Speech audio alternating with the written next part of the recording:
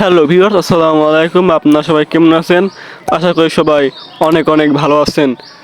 তো আজকে দেখাবো যে আপনার ফোনে এমবি থাকা সত্ত্বেও কেন নেট চলে না, এমবি থাকা সত্ত্বেও কেন ফেসবুক, ইউটিউব, ইনস্টাগ্রাম সহ অন্য অন্য সোশ্যাল মিডিয়া কেন চলে না। ফোনে এমবি আছে, সিমে এমবি আছে, তারপরও কেন ইউটিউব, ফেসবুক এগুলো চলে না।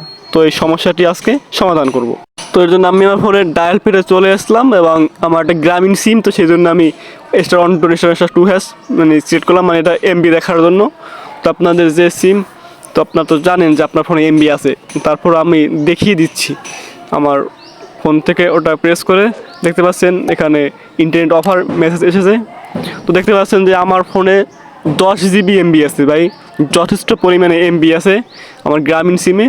কিন্তু তারপরও ভাই ডাটা অন করলে নেট চলে না, ফেসবুক চলে না, ইউটিউব চলে না, মানে কিছুই চলে না। নেট আছে, এমবি আছে তারপরও। তো এর জন্য আমি আমার মাইজিপি অ্যাপসটা ওপেন করছি, মানে আপনাদেরকে দেখানোর জন্য। তো মাইজিপি অ্যাপসটা ওপেন করার পর আমি আমার এমবির উপরে ক্লিক করছি। দেখতে পাচ্ছেন এখানে 10 জিবি এমবি কিন্তু আমার আছে এবং এমবিতে বর্তমানে অ্যাক্টিভ আছে।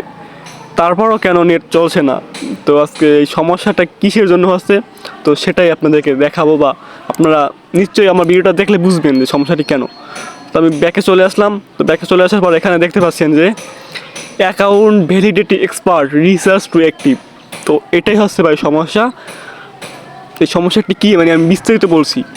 তো এখানে আপনার যে অ্যাকাউন্ট, মানে যে গ্রামীণ সিম বা রবি সিম বা এয়ারটেল, আপনারা যেই সিম ইউজ করেন, তো দেখবেন যে আপনার অ্যাকাউন্টে যে সিমে যে টাকা রিচার্জ করেন, ওই টাকা রিচার্জ করার ম্যাথটা আছে কি না। তো ম্যাথটা না থাকলে এরকমই লেখা আসবে। তো এটা আমার মাইজিপি অ্যাপস, সেই জন্য এখানে এবিলে লেখা আছে। মানে আপনারা যদি রবি ইউজ করেন তো তাহলে দেখতে পারবেন।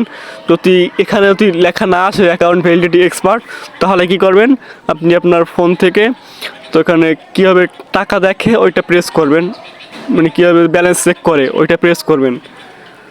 ডায়াল পেতে গিয়ে ওখানে প্রেস করবেন *566# গ্রামীণে, রবিতে তো *222#।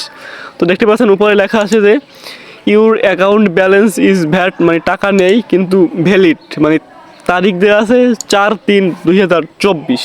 তো এটা হচ্ছে আমার টাকার ম্যাথ কিন্তু অনেক আগেই, মানে 2 মাস আগেই কিন্তু শেষ হয়ে গিয়েছে।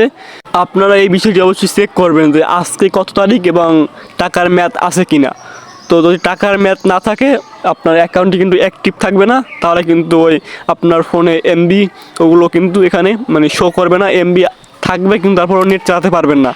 তো সমস্যার জন্য সমাধান হচ্ছে একটাই, সেটি হচ্ছে টাকা রিচার্জ করা। আপনি দোকান থেকে গিয়ে ফোনে আপনার সিমে 20 টাকা সর্বনিম্ন এখন সম্ভবত হয় 20 টাকা।